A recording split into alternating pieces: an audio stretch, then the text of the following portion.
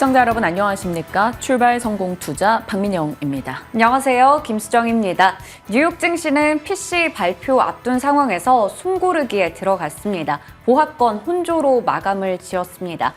그리고 비트코인의 가격이 정말 무섭습니다. 관련주도 파죽지세 모습을 나타내고 있는데요. 가상화폐 전체 시가총액이 2조 달러를 넘어서는 저력을 보여주기도 했습니다. 오늘 국내에서는 앞서 저희가 브리핑에서 좀 다뤄드렸던 부분인데요. 현대차나 카카오, KB금융 같은 쪽 배당락이 있으니까요. 유의할 필요 있어 보입니다. 네, 여러 가지 소식들 점검하시면서 그에 영향받는 종목들 전략 저희 시간 통해서 챙겨보시길 바랍니다. 자, 어제장 어땠는지 복귀부터 소식들 같이 정리해 보시죠.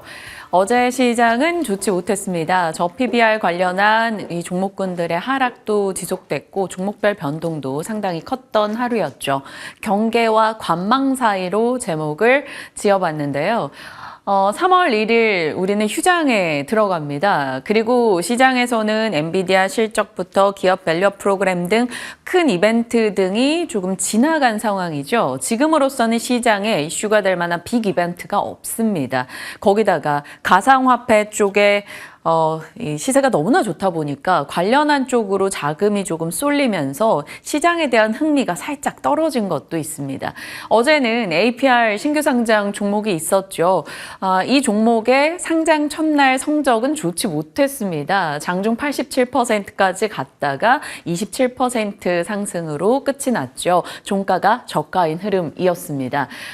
그러나 거래대금으로는 이쪽이 엄청나게 쏠렸어요. 수급 블랙홀 현상이 나타나 보니까 APR 쪽의 블랙홀 현상이 하락 종목 개수를 늘리는데 기여하기도 했습니다. 이러한 시장에 영향을 줄 만한 내용들이 경계감과 관망감을 좀 일으켰죠. 양시장은 하락이었습니다. 코스피는 0.8%, 코스닥은 1.5% 떨어졌고요. 상승 종목과 하락 종목 개수를 보시면 코스피는 하락 종목 개수가 4배, 코스닥은 하락 종목 개수가 5배나 됩니다. 매크로로 관심이 이동하고 있습니다. 이제 실적이나 밸류 프로그램 등이 오픈이 다 됐고 이제 기다려볼 만한 내용들은 미국의 4분기 GDP, 1월 PC 에 대한 경계감이 좀 강하게 나오고 있고요. 어제 코스닥은 기관 매도에다가 오후에 외국인까지 매도로 가담하면서 낙폭을 조금 키워나가는 현상 확인됐습니다. 자, 참고할 사항들이 있어요. 어제 장 마감 이후에 에코프로비엠이 이전 상장 이사회 결의를 발표했습니다. 3월 26일 정기주총에 상정한다라는 내용이 있었고요. 일단 시간 외에서 에코프로비엠은 급등 흐름 포착되기도 했습니다. 그리고 주도주에 대한 시장 조치 움직임들도 참고사항으로 넣어봤습니다. 단기 과열 종목 지정 예고가 들어간 게 한미반도체, 소이브랜홀딩스이고요. 투자 주의 종목이 바로 엔캠과 신성 델타테크입니다. 투자 경고 종목으로는 테크윙, 그리고 HD 현대일렉트릭, 알테오젠. HD 현대일렉트릭은 어제부터 투자 경고 상태였고 알테오젠은 오늘부터 진행이 됩니다. 보유하고 있는 종목이 있다면 각 해당 사항이 어떤지 좀 잘 체크하시길 바랍니다. 어제 시장 시세적 측면으로 이야기 풀어볼게요. 어디로 가야 될까요? 정말 섹터 선택이 어려운 지금입니다. 어제 일단 반도체 쪽 뉴스, 이 시간 전해드렸던 마이크론의 차세대 HBM 양산 생각보다 빠르게 진행된다라는 소식에 마이크론의 주가는 뛰어오르게 했지만 SK하이닉스의 독점적 지위가 조금 흔들릴 수 있지 않을까? 이에 대한 우려감이 일부 등장했습니다. 그래서 어제 코스피 하락의 한 7%포인트 정도 담당한 SK하이닉스 어제 좀 많이 빠졌죠. 4.8%나 밀려났습니다. 25GB 8단입니다. 이 마이크론이 양산할 제품이요. 그런데 어제 갑작스럽게 삼성전자가 업계 최초로 36GB 12단 차세대 HBM3E를 개발했다라는 소식이 들려왔습니다. 지금 고객사에게 샘플링 중이고 빠르게 양산을 하고 2026년도 초에 생산하겠다. 이런 소식 등이 전달됐죠. 그래서 삼성전자는 어제 하락을 면했습니다. 올라선 채 거래 마쳤죠. 마이크론과 SK하이닉스, 삼성전자 모두 다 지금 HBM에 대한 심각한 경쟁을 치르고 있다라는 것에서 HBM 관련한 종목군들은 어제 올라섰습니다. 한미반도체 오늘 이제 홍콩 IR도 예정돼 있다 보니까 어제 6% 올랐죠. EST PSK홀딩스, 오로스테크놀로지, 오픈엣지테크, 주성엔지니어링까지 강세 기록했습니다. 주성엔지니어링에 대해서 김민진 차장님 긍정적인 시각을 자주 주셨던 만큼 오늘 이 부분에 대한 언급도 들어보도록 할게요. 그리고 QRT도 어제 급등이 나왔어요. 25%나 상승했습니다. 반도체 신뢰성 시험하고 그리고 반도체 검사 장비 업체다 어제 말씀을 드렸었는데요. QRT가 어제 장중 상한가 터치했다가 루머가 나오면서 쭉 밀리기도 했는데 다시 한번 회사가 그 루머에 대한 적극적인 해명을 했고요. 주가가 25% 정도 상승으로 거래 마쳤습니다. 메타와 협력설에 대한 얘기도 나오고 있어서 오늘 또 메타 CEO가 방한하는 만큼 그에 대한 기대도 조금 포함되지 않았나 생각이 듭니다. 자, 일단 반도체 쪽에서는 하이닉스의 하락과 HBM의 강세 정도 기억하시면 될 것 같고요. 삼성전자가 새롭게 차세대 HBM에 대해서 업계 최초로 이렇게 제일 좋은 성능을 내놨다라는 소식, 내놓을 것이다라는 소식 기억하시면 되겠습니다. 자, 저PBR 쪽, 저PBR은 전반적으로 이 거래에 연속해서 조정을 이어갔습니다. 다만 일부 종목으로는 상승이 확인이 됐어요. 일부 은행주라던가요. 그러다 보니까 시장에서는 조금 압축된 전략 등이 나오고 있는 게 아니냐라는 시각도 있습니다. 저PBR은 일단 지금으로서는 호흡을 길게 가져가야 되는 상황이기 때문에 각 종목에 맞춰서 대응이 필요하겠고요. 외국인들은 저PBR 종목 내에서 무엇을 샀는가라고 보면 어제는 현대차, 우리금융, 삼성물산 등이었고요. 기관은 어제 현대차, KB금융, 우리금융, 하나금융, 삼성생명 등으로 수급 유입을 보여주기도 했습니다. 자, 이렇게 저PBR과 반도체를 제외하고 봤을 때 개별 모멘텀을 보유한 섹터 강세였는데 의약품 어제도 눈에 띄었습니다. 그전 이 거래일은 알테오젠 덕분이었다면 어제는 셀트리온이 힘을 냈어요. 4% 상승했는데 유럽의 학회에서 크론병에 대한 장기 유효성과 안정성이 좀 램시마 SC를 통해서 공개됐다라는 소식에 주가가 강하게 올라가기도 했습니다. 조선주도 괜찮았는데 모잠비크 LNG선 이슈나 한국형 차기 구축함 사업에 대한 기대 있었고요. 방산은 일정이죠. 28일, 29일 다 방산 일정이 있습니다. 수은법 개정안이 이제 본회의 처리 예정을 앞두고 있기 때문에요.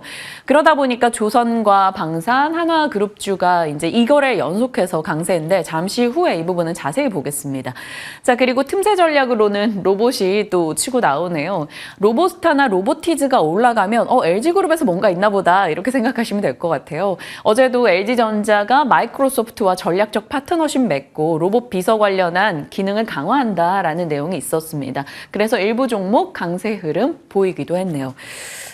모든 종목들이 어떤 뭔가 스토리가 탄탄해 보이는 것은 건드리기가 좀 부담스러워진 상승률이고 그렇지 않은 쪽은 아직까지 뚜렷한 회복이 보이지 않고 이래서 선택지가 요즘 참 고민되는 그런 시점입니다. 엔터 쪽 보죠. 와, 엔터 주가가 작년 4분기부터 해서 10월, 11월, 12월 그리고 올해 1월, 2월 이렇게 5개월 동안 계속해서 내려오고 있습니다. SM, YG엔터, JYP엔터 30% 이상 밀려난 흐름 확인이 되고 있죠. 어제장에서도 SM, YG엔터, 디어유, JYP엔터 모두 빠졌고요. 하이브 같은 경우는 어제 좀 큰 폭으로 밀렸습니다. 하이브 주가 한번 보실까요? 7% 이상 급락이 어제 나오기도 했습니다. 1분기 음원과 음반 관련한 성적이 좋지 못할 것이다 라는 분석이 조금 영향을 준 게 아닐까 추측이 됩니다. 어제 이제 SM 소속 아티스트 열애설이 있었죠. 요즘에 아티스트 열애설이 많다 보니까 시장에서는 이런 거론도 우스갯소리로 나옵니다. 로맨틱한 엔터다. 로맨틱한 엔터긴 한데 주가는 우리 투자자들과는 마치 이별하는 느낌, 굉장히 좋지 않은 흐름을 보여주고 있습니다. 계속해서 앨범 판매량 둔화에 대한 지적도 많이 나왔었죠. 미래에셋에서는 앨범 판매량 둔화는 오히려 정상화 과정이다라고 얘기합니다. 국내와 중국 팬덤의 과열 경쟁의 결과물이었고 포토카드 열풍이 좀 심각했기 때문에 그로 인한 결과였지 지금 이것이 엔터 사업 자체에 큰 타격을 줄 그 정도는 아니다라는 시각도 내놓고 있습니다. 그리고 결국에는 장기적 관점에서 중요한 것은 음원인데 음원 부분은 음원 전체 시장이 크고 있고 그 가운데서 K-팝, K 아티스트의 활약은 여전하기 때문에 괜찮을 것이다 라며 비중 확대 의견을 2월 달에 내기도 했습니다. 좀 늘려봐도 될 것인지 고민되네요. 우리가 엔터에 대한 소비 여정을 좀 구분을 해본다면 처음에 인지, 일상 속에 우연히 음원을 접하게 됩니다. 그 다음에 그로 인한 흥미가 생기게 되고 그리고 열심히 검색해서 아티스트 콘텐츠를 본인들이 찾아보기 시작하죠. 그리고 나서는 이제 본인의 시간과 돈을 소비하게 됩니다. 그리고 최종 단계, 주변에게 이 아티스트 좋지 않냐, 함께 콘서트에 가자 이렇게 공유하는 단계까지 있죠. 그런데 무엇보다 중요한 거는 인지이다. 인지에는 역시나 음원이 가장 접근성이 좋다라는 점에서 음원 시장 성장에 초점을 맞춰본다면 피크아웃일 리가 없다라는 게 미래에셋증권의 의견입니다. 많이 빠진 엔터 어떻게 바라봐야 될 것인지 잠시 후 전략 챙겨보겠습니다.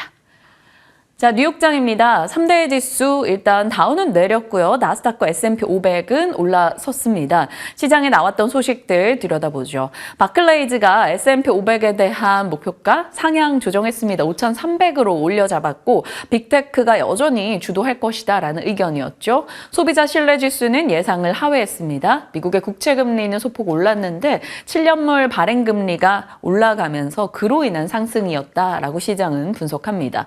그리고 다시 셧다운 이슈가 재부각됐는데요. 미국 지금 임시 예산안 만기가 3월 1일, 3월 8일이기 때문에 또 시기적으로 언급이 되고 있습니다. 만약에 셧다운 이슈가 부각된다면 방산주가 이제 프로젝트 집행이 조금 어렵기 때문에 힘들 수 있다. 이런 의견 등도 나오곤 있습니다. 자, 종목으로 가볼게요. 압도적으로 눈에 띄는 것은 비트코인의 시세겠죠. 57,000달러 돌파하면서 승승장구하고 있습니다. 가상화폐 종목들도 덩달아 뛰고 있죠. 코인베이스가 2% 이상 올랐고요. 일단 가상화폐 자산이 많기 때문에 마이크로 스트래티지가 또 강하게 올라갑니다. 10% 가까운 급등이 나왔죠. 애플은 10년간 준비했던 전기차 사업을 중단하고 AI에 집중할 것이다 라는 블룸버그 보도가 있었습니다. 애플카는 물 건너가게 되는 것인지 지켜봐야 될 것 같은데 일단 애플 측에서는 논평을 거부했고요. 시장에서는 지금 아직 먼 얘기 같은 애플카 말고 AI에 집중하는 것에 좀 환호하는 느낌이네요. 1% 정도 올랐습니다. 종목으로 봤을 때 여기서부터 핫합니다. 노르웨이지언 크루즈가 5년 만에 첫 연간 순이익을 기록했다. 그리고 1분기 업황에 대한 기대감을 좀 피력했습니다. 그러면서 크루즈 관련주 전반에 강세 보였는데요. 노르웨이지언 크루즈가 20% 정도 폭등이 나왔고요. 카니발도 7% 올랐습니다. 이들 종목의 급등이 가려질 만큼 옆에 시세 보시죠. 제넉스 테라퓨틱스가 229% 급등했고요. 바이킹 테라퓨틱스가 121% 급등입니다. 하루 만에 이 정도 올라준다라는 게 역시 미국장에 이런 것은 굉장히 화끈하다라는 생각도 들었습니다. 임상에 대한 긍정적인 데이터 등이 확인된 영향이고요. 지금 뉴욕장 내에서도 각계 전투로 틈새 전략으로 이제 본인들의 자리를 확실하게 보여주는 게 바이오 종목군들, 바이오테크나 바이오 플랫폼 관련한 기업들입니다. 이쪽으로 M&A도 굉장히 활발하게 진행이 되고 있었던 최근 몇 달간이기 때문에 이런 쪽에 개별 종목 이슈들 잘 체크해 보시면 좋을 것 같고 국내에서는 또 바이오 종목들 최근에 시세가 남다르잖아요. 저희 잠시 후에 바이오 특집 함정남 차장님과 해볼 겁니다. 끝까지 시청해 주시고요.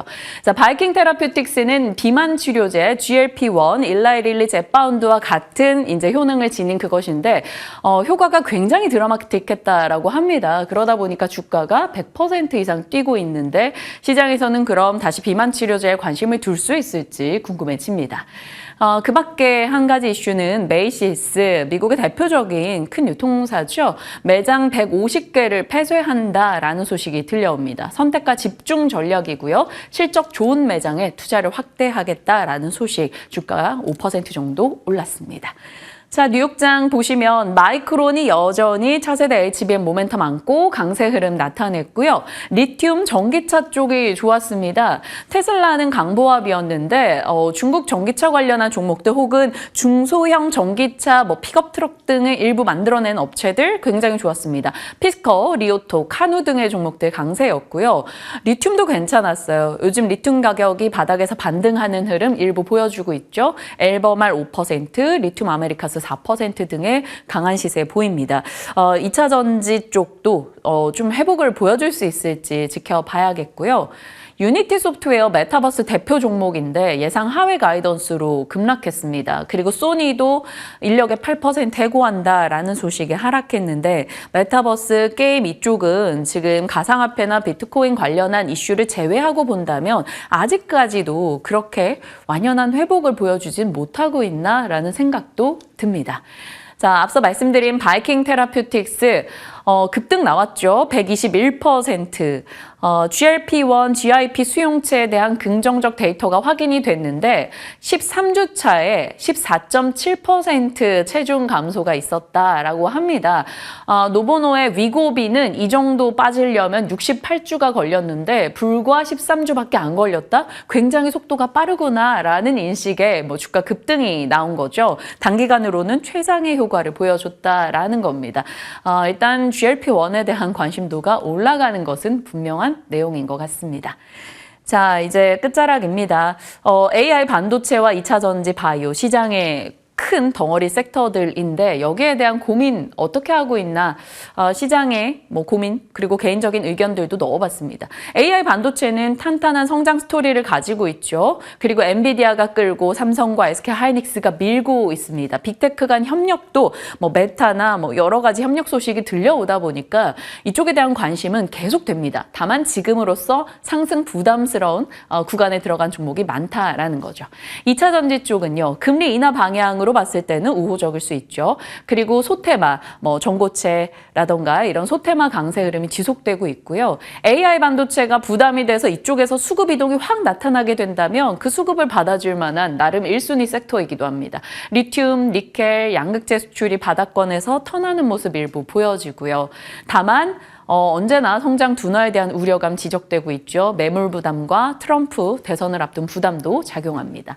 바이오입니다. 금리 인하 방향 긍정적이죠. 한 번씩 알테오젠이나 이런 대장주들 등장해 줍니다. 그리고 반도체나 2차 전지 대비 못 갔다라는 인식도 가지고 있죠. 다만 각계 전투 흐름이라서 종목 선별이 어렵고요. 알테오젠 같은 종목들 치고 나가는 거 외에는 그냥 연속성이 조금 부족하지 않나라는 지적도 있습니다. 그리고 반도체와 2차 전지 후순위 섹터로 인식이 좀 되어 있죠. 그래서 어느 쪽에 지금은 더 무게를 둬야 될지 오늘 좀 고민을 해보는 시간 가져볼 거고요. 삼성 SDI가 헝가리 3공장 투자를 확정했다. 그래서 요즘에 다른 셀사보다 더 공격적인 투자 집행을 하고 있다라는 소식 등이 들려옵니다. 그래서 7월부터 헝가리 3공장 발주가 진행된다라고 하는데 일단 작년 기준으로 삼성 SDI 장비 밸류 체인에 넣었습니다. 작년 기준이니까 혹시 투자를 생각하시는 분들이라면 꼭 다시 한번 확인을 해보시길 바랍니다. TSI, PNT, CIS, 윤성 FNC, 하나기술, 피롭틱스 등입니다.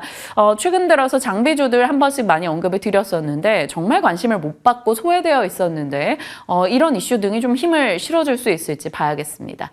자, 그 밖에 반도체, 2차 전지, 바이오 제외하고 본다면 이 테마들 안에서 계속 자금이 돌고 있습니다. 저 PBR, 로봇, 펜학괴, 원전, 조선, 초전도체, 그리고 비트코인 등등인데 오늘은 또 어느 방향으로 가게 될지 이 테마 안에서 자금이 어떻게 움직일지 지켜보시길 바랍니다. 연결고리입니다. 마크 저커버그가 어젯밤 10시 35분 기준으로 이제 한국에 입국을 했습니다. 이렇게까지 저희가 이분을 추적하고 있다라는 생각이 드는데 회색 티 아닌 거 입은 걸 정말 오랜만에 봤습니다. 삼성과 LG그룹 수뇌부와 만남을 갖는다라는 소식이 들려오고 있어요. 저희 계속해서 이 이슈를 추적해 왔었죠. 메타와 삼성이 뭔가 VR 쪽 협력할 거 아니야? 라는 기대도 있고요. 메타 CEO가 LG전자를 찜했다라는 기사도 있었습니다. 이런 XR 쪽에 힘을 받는다면 관련주는 이 정도 체크가 되고요. 하버드 동문이라고 하죠. 메타 CEO와 이재용 회장 이들이 만나서 AI 반도체 얘기를 좀 한다면 이라는 기대감도 있습니다. AGI 칩 관련주들 일단 정리를 했고요. QRT가 메타와 협력에 대한 기대감이 불거지면서 어제 급등 흐름을 보였습니다. 사업 내용도 좋고 하다 보니까 이벤트도 있어서 강하게 올랐는데 시간 외에서는 2% 빠졌고요. 단기간에 너무 올랐기 때문에 그 부담은 분명 느낄 수 있을 겁니다. 자, 메타 CEO의 방한 이슈가 세론으로 작용할지 아니면 구체적인 무슨 내용이 나와서 추가 상승에 힘을 더해줄지 지켜봐야겠습니다. 그 밖에는 이제 삼성전자 4분기 D램 점유율이 7년 만에 최고를 기록했다라는 소식이 왔어요. 그리고 SK 하이닉스와 격차를 벌렸다. 그런데 HBM DDR5 덕분이었다라고 합니다. 모처럼 DDR5 얘기가 나와서 이렇게 일단 체크를 해놨어요. 기판 쪽에는 뭐 심텍과 TLB 등 많이 거론이 되고 있고요. 8월자 내용인데요. DDR5 생산이 늘어날 경우는 후공정의 하나마이크론 뭐 이런 쪽 주목받을 수 있다라는 이야기 있었습니다. 단독 뉴스라서 주의는 필요합니다. 삼성전자가 반도체 휴면 전력 공급 기술 상용화를 눈앞에 뒀다고 하는데 계속해서 전력을 조금 줄여나가는 기술에 대한 관심이 올라가는 것 같아요. 과거에 이 후면 전력 공급 기술에 대한 언급이 있었던 거 찾아보니까 인텔이더라고요. 인텔의 파워비아라는 기술인데 이 기술로 적용을 해봤을 때는 TSV 연결이 있다라고 합니다. TSV 공정 관련한 종목들, 뭐 우리가 아는 한미반도체, 이오테크닉스, 제우스 등등이 되겠죠. 일단 이런 뉴스가 있다 정도로만 확인해 두시길 바랍니다. 자, 시장의 여러 뉴스 들여다봤고요. 요즘 시장 내에서 소리 없이 강하게 좋은 그룹주가 한화그룹주입니다. 오늘 자세히 봐주신다고요? 네, 한화그룹주 1월에도 브리핑 한번 했었더라고요. 그때 이후로도 많은 주목을 받고 있습니다. 오늘 자세하게 전략 챙겨가도록 하겠습니다. 먼저 한화그룹주의 대표적인 종목들 좀 시세를 보려고 하는데요. 좀 묶어봤어요. 지주사 같은 경우에 최근에 또 저PBR 주 모멘텀 받아가면서 한화가 올해 들어서 9% 정도 올랐습니다. 그리고 금융주도 마찬가지로 대표적인 저PBR이었죠. 보험이나 증권, 은행까지 마찬가지일 텐데요. 올해 들어서 한화생명이 7% 올랐고 한화손해보험은 15% 상승률 나타내고 있습니다.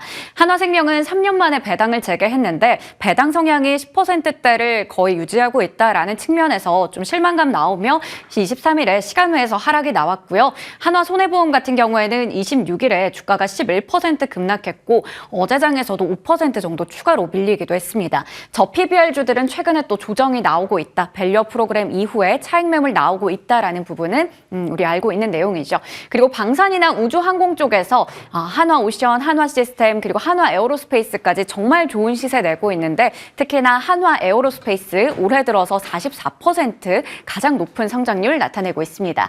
태양광 쪽은 여전히 좀 부진합니다. 한화솔루션 아직도 30% 정도 주가 하락률 기록하고 있는데요. 이제부터 하나씩 체크해 보도록 하겠습니다. 연초에는 항상 이 기업 CEO들의 신년사에 주목을 하게 되는데요.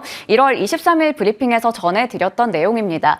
바람이 불지 않으면 노를 저어라 라는 내용의 이야기를 김승현 한화그룹 회장이 얘기를 했었죠. 올해 굉장히 우리는 스스로 혁신하고 새로운 기술에 투자를 하겠다. 이러한 이야기들을 했어요. 한화만의 혁신을 만들겠다라고 얘기했고 우리는 미래에 투자를 한다라는 측면에서 봤을 때 3대 먹거리 대표적으로 방산과 우주항공, 태양광까지 체크해 볼 수가 있겠습니다.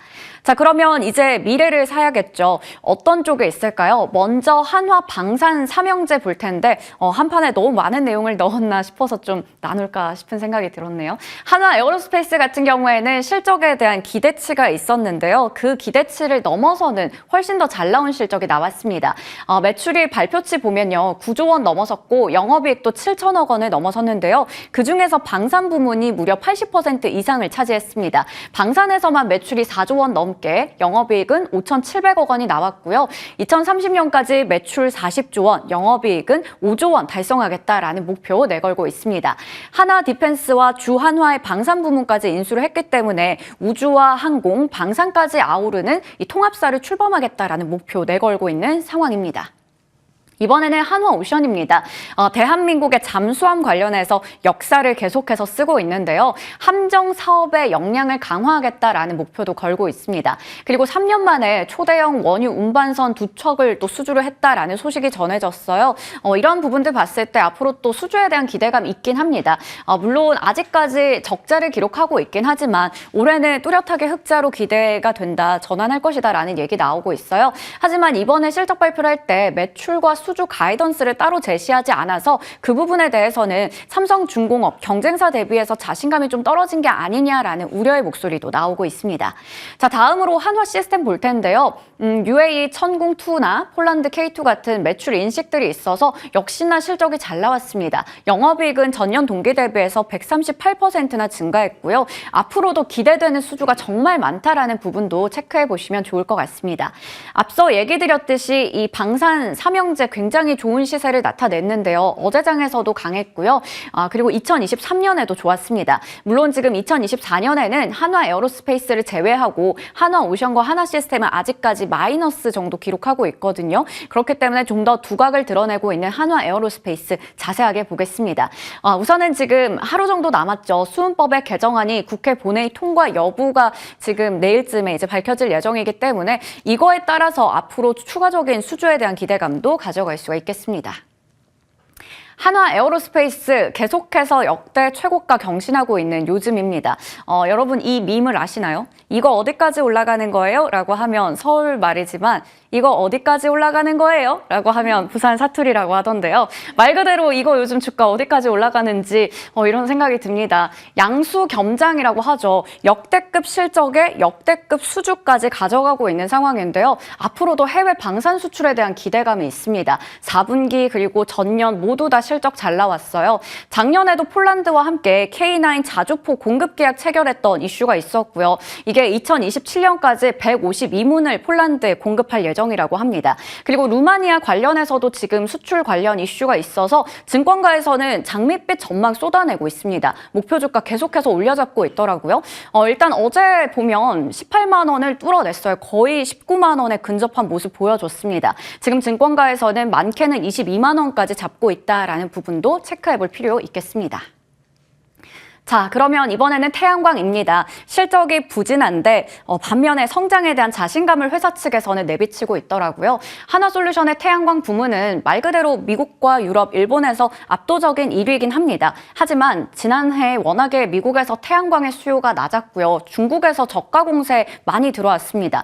국내외 태양광 수요도 위축이 되다 보니까 실적의 기대치를 못 미쳤죠. 그리고 큐셀 부문에서도 대규모 구조조정이나 운영 중단 같은 이슈들이 있었고요. 전년으로 봤을 때 영업이익은 전년 동기 대비해서 35%가량 하락하는 모습 보여줬습니다. 하지만 신재생 쪽은 그래도 괜찮았다라는 얘기 나오는데요. 일단은 증권가에서 올해도 실적 별로 안 좋을 거다라는 얘기를 하고 있습니다. 워낙에 경기 침체나 재고 부담 이슈가 계속해서 있기 때문이고요. 지금 봤을 때 주가도 이를 반영하고 있죠. 올해 들어서 30%나 밀린 상황입니다. 그러다 보니까 FN가이드 쪽에서도 이제 증권가의 컨센서스 내보니까 반토막이나 줄어든 것을 확인할 수가 있더라고요. 태양광 쪽은 여전히 실적에 대한 주가에 대한 우려가 남아있는 상황입니다.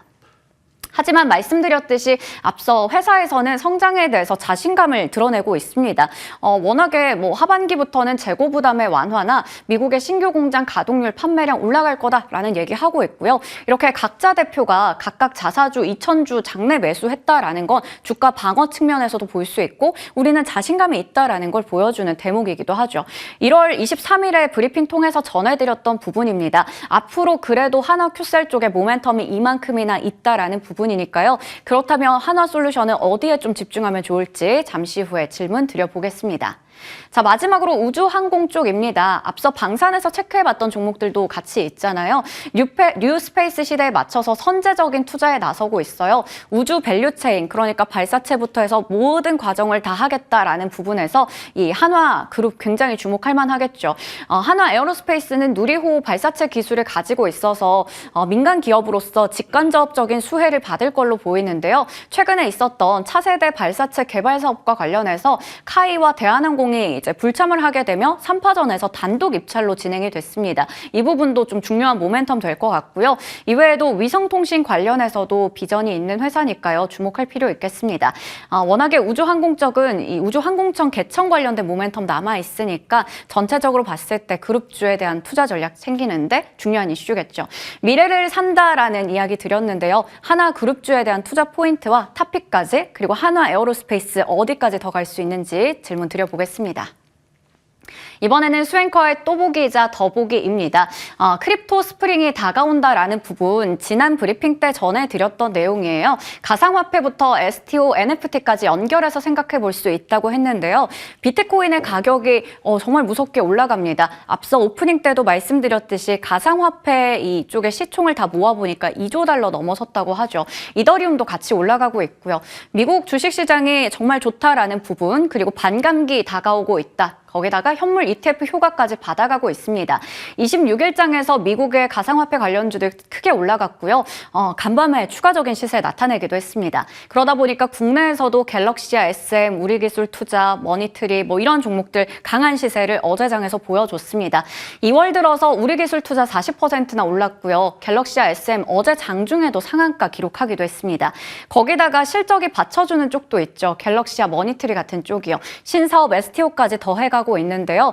STO 시장 계속해서 커질 걸로 보이고요. 이 컴투스 홀딩스나 위메이드 그룹 같은 NFT 관련한 블록체인 게임 관련주들은 지금 가격이 많이 좀 눌려 있습니다. 가격 매력도 있어 보이기 때문에 함께 또 보시면서 대응 전략 챙겨가시길 바랍니다. 네. 한화그룹주 내에서 각 산업 파생 전략까지 그리고 시간 허락한다면 말씀 주신 대로 비트코인 관련한 코인 관련주까지 체크해 보도록 하겠습니다. 앞서 유튜브 채팅창에서 많은 분들이 앵콜을 원해서 한 번 더 해주시죠. 어디까지 올라가는 거예요? 이거 어디까지 올라가는 거예요? 그러니까요. 저희 채널 시청률 그리고 저희 시청하시는 시청자분들의 수익이 어디까지 올라가는지 고민하실 지경까지 저희도 열심히 하겠습니다. 지금부터 전략 챙겨보시죠.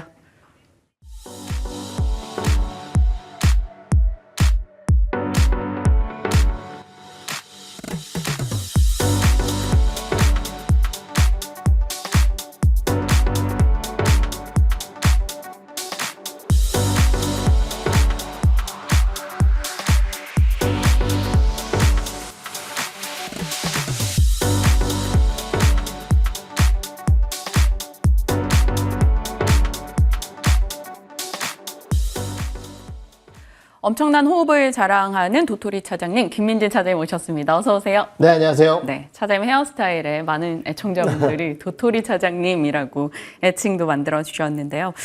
차장님, 저희 고민돼요. 지금 저PBR, 바이오, 2차 전지, 그리고 반도체. 네. 어느 섹터가 좀 더 투자하기 좋을 것 같은지 이렇게 순서대로 나열을 좀 해주세요. 네, 우선 시장이 주요 이벤트가 좀 마무리가 됐습니다. 섹터 기준으로 우리나라 시장을 이끌고 왔었던 대표적인 두 개의 섹터는 AI 그리고 저PBR 이 두 개라고 볼 수 있을 것 같은데요.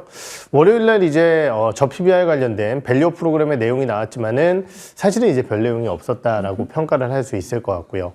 AI 같은 경우는 잘 아시다시피 이제 지난주에 있었던 엔비디아의 실적 발표 이후에 전반적으로 이제 종목군들의 시세가 조금은 눈치 싸움을 하는 상황인 것 같습니다. 그렇다라고 한다면은 단기적으로 봤을 때 해당 섹터들 같은 경우는 조금은 쉬어갈 수밖에 없는 구간이고요. 거기에 더해서 증시 전체적으로 봤을 때는 잘 아시다시피 이제 오늘 밤 4분기 미국의 GDP 잠정치 발표가 예정되어 있고요. 내일 같은 경우는 이제 미국의 PCE 물가지수가 발표가 예정이 되어 있습니다. 아무래도 이제 1월달 CPI가 높게 나왔기 때문에 PCE 물가지수 같은 경우도 지금 높게 나올 것으로 예상이 되고 있는 상황이고요. 거기에 대해서 이제 우리나라는 3월 1일 날 쉬지만은 1일 같은 경우는 또 굉장히 많은 경제 지표들이 발표가 됩니다. 고용 이런 것도 나오겠네요. 우선 이제 고용 지표 같은 경우는 사실은 이제 다음 주 금요일로 예정이 되어 있고요. 지금 이제 제조업 지표들이 많이 발표가 되거든요. 특히 이제 중국의 국가통계국과 그리고 차이신 제조업 지표, 그리고 미국의 ISM 제조업 지표, 우리나라는 가장 중요한 수출 데이터 발표가 예정이 되어 있습니다. 그러다 보니까 사실은 지금 상황에서는 단기적으로 봤을 때 4개의 섹터 다 좋다 이렇게 얘기하기에는 시장 전체적으로 좀 쉬어가는 구간이라고 판단을 하고 있고요. 다만 이제 이러한 이벤트가 마무리되게 된다라고 한다면은 저는 여전히 AI 그리고 저PBR 관련 섹터에 대한 기대감은 유효하다라고 판단을 하고 있습니다. 어느 정도 이 정도의 주가 하락이 좀 마무리가 된 시점에서는 관련주들에 대한 주가 흐름을 조금 더 기대를 해볼 수 있을 것 같고요. 바이오 같은 경우는 어제 이제 색깔 자체가 조금 달라지는 모습을 보였었는데요. 물론 이제 주가가 대부분의 종목군들이 특히 시장에서 관심 있는 종목군들은 여전히 강세 흐름을 보였었지만은 알테오젠이라든지 HLB 같은 경우는 조금 시세를 잃는 모습을 만들어냈고요. 오히려 이제 항암 관련된 대표 주자라고 할 수 있는 앱클론이라든지 아니면 매드팩토 혹은 ABL 바이오 이런 기업들이 그나마 시장 대비해서는 양호한 모습을 보였습니다. 그렇다고 한다면 우리는 4월 달에 있을 미국 아마케를 기반으로 한 종목군들의 색깔 변화에 대해서 한번 관심을 가져야 될 것 같고요. 바이오 내에서도 어제 이제 미국 시장에서 바이킹 테라퓨틱스가 주가가 급등하는 모습을 보였었고요. 연초 저점 대비해서는 거의 뭐 한 9배 가까이 주가가 올라오는 정말 무서운 상승률을 보여주고 있습니다. 그렇다고 한다면은 국내 비만 치료제 관련주들은 아무래도 경쟁 관계다 보니까 주가가 좀 제한적인 모습이지만은 그래도 비만 치료제 관련주들에 대한 기대감은 여전히 유효하지 않을까 이렇게 판단을 하고 있습니다. 네. 비만 치료제 관련해서는 그럼 탑픽으로는 사실 인벤티지랩이나 펩트론 이런 기업들을 많이 말씀을 드렸었는데 어제 이제 펩트론 주가가 워낙 크게 흔들려서 사실 좀 고민이 됩니다. 네. 조금 더 안정적인 선택지는 한미약품이 되지 않을까라는 판단이 들고요. 여전히 작은 기업들도 한 번씩 시세를 줄 기회는 나타날 것이다. 이렇게 평가를 하고 싶습니다. 네, 좋습니다. 그 HBM 반도체 관련해서는 어제 하이닉스는 내리고 반도체 뭐 검사 장비 쪽 종목들 해서 그리고 지난주에도 한 번 더 얘기해 주셨던 주성 엔지니어링 이렇게 네. 올랐거든요. 그렇죠. 그쪽으로는 탑픽 여전히 주성 엔지 가십니까? 우선 뭐 한미반도체 주성 엔지니어링 이런 기업들이 대표가 될 것 같고요. 왜 그러느냐. 결국은 이제 HBM3E의 모든 기업들이 진심이다라는 것을 우리가 확인을 했고요. 네. 결국은 이제 제일 HBM을 잘하는 기업이 결국은 하이닉스다 보니까 하이닉스 쪽에 장비를 납품하는 기업들에 대한 관심도가 높아질 수밖에 없을 것 같습니다. 그 대표 주자가 아무래도 한미반도체이기 때문에 어제 어려운 시장 속에서도 한미반도체의 주가 흐름이 강세 흐름을 보인 게 아닌가 이렇게 판단을 하고 있고요. 뭐 주가가 많이 올라왔기 때문에 다른 여러 종목군들을 말씀을 드리지만은 사실 AI 장비 쪽의 선두주자는 말할 것도 없이 한미반도체 다 이렇게 평가를 해봐야 될 것 같습니다. 네, 참고하겠습니다. 저희가 이제 소리 없이 강하게라고 이제 차장님을 표현을 하는데 워낙 이제 종목 수익률 할 때도 상승률 자랑도 하나도 안 하시고 그러시는데 그래도 소리 없이 강하게 정말 많은 종목들이 상승 흐름을 보이고 있어요. 저희 4x4 짤막하게 AS 부탁드립니다. 우선 뭐 여러 가지 이제 이벤트성 이슈 그리고 이제 뭐 특히 이제 AI 쪽의 성장 이러한 부분들과 함께 주가가 최근에 강하게 올라오고 있는 상황입니다. 지금 우리가 이제 AI가 과연 어떠한 분야 쪽으로 성장을 할 것이냐 이런 것들을 볼 때 사실 개인들이 잘하기 힘든 것들 이런 쪽들이거든요. 그러면 결국 이제 영상 쪽과 AI의 결합이 얘기가 많이 나오고 있는 네. 상황이고 그러한 측면에서 또 관심을 가져야 될 대표적인 기업이라는 측면에서 현재의 주가 흐름 조금 더 이어질 가능성이 있지 않을까 이렇게 판단을 하고 있습니다. 어제 좀 변동이 있긴 했으나 그래도 추가적으로 좀 더 여력이 있다. 다음 주에 저희 한 번 더 시세 변동이 있다면 AS 하겠습니다. 자, 하나그룹주로 갈게요. 방산회, 하나에어로, 하나시스템 그리고 조선 쪽에서는 하나오션들 좀 주목할 이제 시세들을 살짝 보여주고 있는데 네. 그래도 효자는 류현진 작가님, 네, 류현진 선수 얘기를 써주셨는데 네. 하나 쪽 어떤 의견이십니까? 제가 어제 이 타이틀을 보내면서 류현진을 뺄까 이렇게 생각을 하다가 그래도 이제 하나 갤러리아가 최근에 이제 주가가 올라올 때 네. 뭐 류현진 때문에 올라왔다 이런 류현진 선수 때문에 올라왔다 이런 얘기가 있어서 그냥 이제 넣어봤었는데요. 우선 이제 뭐 농담 삼아 이제 류현진 선수 이름이 들어가 있지만은 사실 하나그룹주들을 보면은 결국은 이제 원래는 중심은 방산이었습니다. 그런데 올해 초 갑자기 이제 저 PBR 관련된 얘기가 나오면서 금융 자회사들까지도 굉장히 좋은 주가 흐름들을 만들어냈다라는 거죠. 하지만은 그룹사의 전반적인 성장은 그 누가 뭐라고 해도 결국은 방산 쪽에 포커스가 맞춰져 있지 않을까라는 판단이 듭니다. 아니 하나오션도 실적이 나중에 좋아지게 되면 굉장히 중요한 자회사가 아니냐. 하나솔루션도 중요한 회사 아니냐 이렇게 얘기할 수 있겠지만은 하나솔루션 같은 경우는 단기적으로 상반기까지는 좀 어려운 모습을 보일 가능성이 높고요. 하나오션 같은 경우도 사실 그 사업 내에서 뭐 최근에 VLCC의 수주 이런 이슈가 있지만은 방산 수주 쪽에 또 관심이 집중이 되고 있는 상황입니다. 그렇다고 한다면은 회사의 전반적인 사업에서 방산 쪽이 제일 중요하다는 판단이 들고 그렇다고 한다면은 다른 어떤 기업보다도 하나 에어로스페이스에 우리는 포커스를 맞춰야 된다 이렇게 판단을 하고 있습니다. 지난 4분기에 너무 좋은 실적을 만들어냈고요. 육상방산 쪽에서만 봐도 지상방산 쪽에서만 봐도 어마어마한 수주잔고를 보유하고 있고요. 이번 수은법 개정에 가장 또 수혜를 받을 수 있을 만한 기업이라는 측면에서 봤을 때 주가가 너무 많이 올라왔기 때문에 현재 시점에서 주식을 사자라고 말씀드리기에는 어렵겠지만은 그리고 이제 대외 지정학적 리스크가 좀 잠잠해지면은 주가는 흔들릴 수 있겠지만은 우리는 조정 시에는 지속적으로 봐야 될 대표적인 기업이 아닐까 이렇게 판단을 하고 있습니다. 네, 하나 에어로스페이스 압축해서 저희 지켜보겠습니다.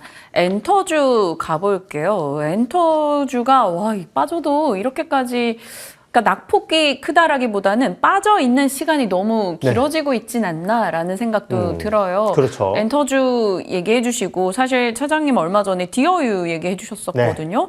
물론 중간에 흐름이 괜찮았지만 어제는 또 밀렸습니다. 그렇죠. 이 종목도 같이 AS 부탁드려요. 예, 우선 엔터주들 생각보다 주가가 더 많이 빠지고 있는 것 같고요. 제가 개인적으로 엔터주 상당히 좋아하지만은 지난 3분기 실적 발표할 때 제가 이런 말씀을 드렸던 것 같아요.